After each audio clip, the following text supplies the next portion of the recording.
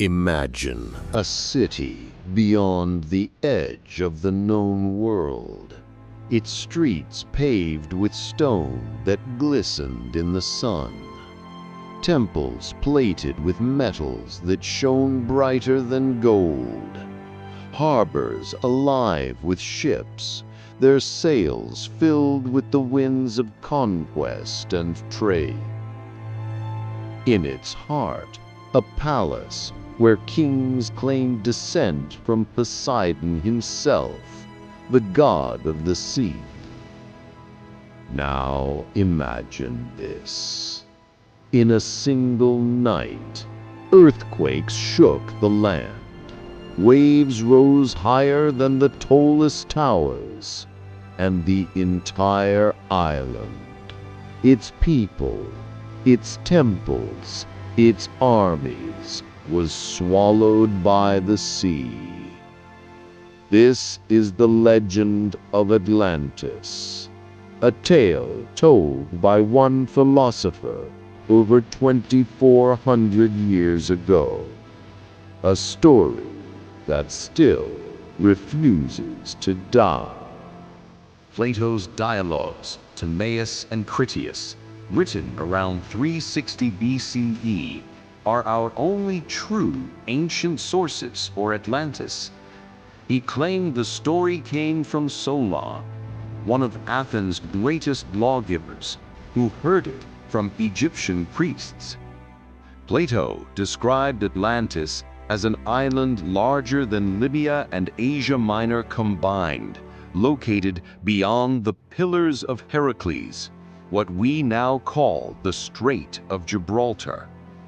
He paints a breathtaking picture. A concentric capital city, 3 rings of water separated by 3 rings of land, connected by bridges and canals.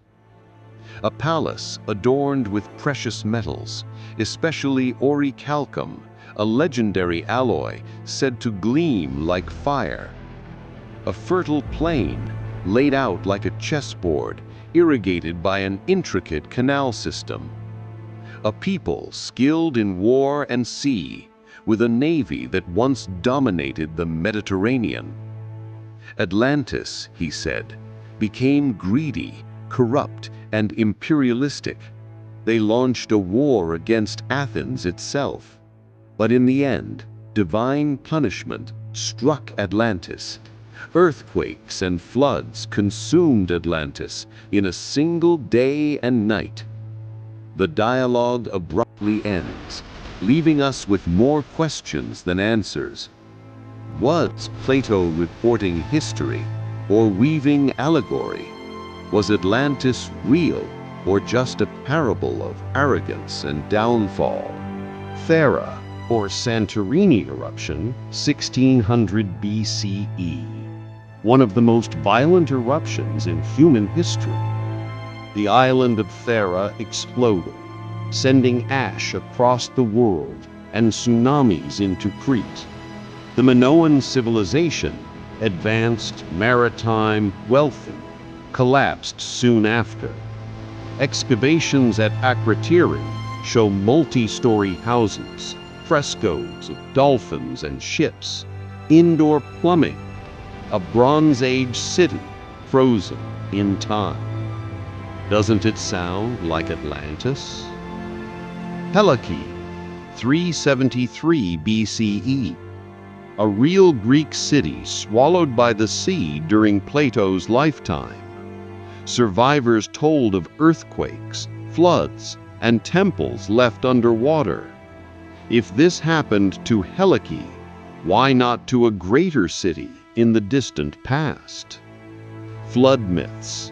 From Mesopotamia's Epic of Gilgamesh to Noah's Ark, stories of divine floods permeated the ancient world. Atlantis fits into a tapestry of legends about water destroying civilizations. For centuries, scholars, explorers, and dreamers have asked, where was Atlantis? Here are the most debated locations: Santorini, Crete, Minoan civilization, the strongest archaeological parallel. Southern Spain, Tartessos, ancient ruins and marshlands in Donana suggest a lost city near the Atlantic. Azores, Canary Islands, mid-Atlantic volcano chains that may have once held larger land masses. Mauritania, Eye of the Sahara, the Richat structure, a natural formation with concentric rings, eerily matches Plato's description. Doggerland, North Sea, a real drowned land between Britain and Europe. Bahamas, Bimini Road, stone structures underwater that sparked endless speculation. Spartelbank, near Gibraltar, submerged plateau at the mouth of the Atlantic, a perfect geographical match. Each theory has evidence and flaws. No single site matches Plato's account exactly, but each adds fuel to the legend. Today, researchers use sonar mapping to scan the ocean floor, satellite imagery to reveal hidden structures, sediment cores to trace ancient tsunamis, carbon dating to establish timelines. Real discoveries include Pavlopetri, Greece, a 5,000-year-old sunken city; Heracleion, Egypt, a once great port lost beneath the waves. These cities prove that advanced cultures have indeed been swallowed by the sea. Atlantis could be one of many, or a synthesis of all. Today, researchers use sonar mapping to scan the ocean floor, satellite imagery to reveal hidden structures, sediment cores to trace ancient tsunamis, carbon dating to establish timelines.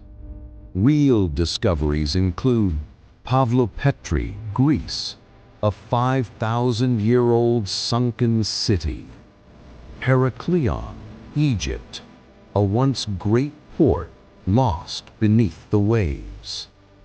These cities prove that advanced cultures have indeed been swallowed by the sea.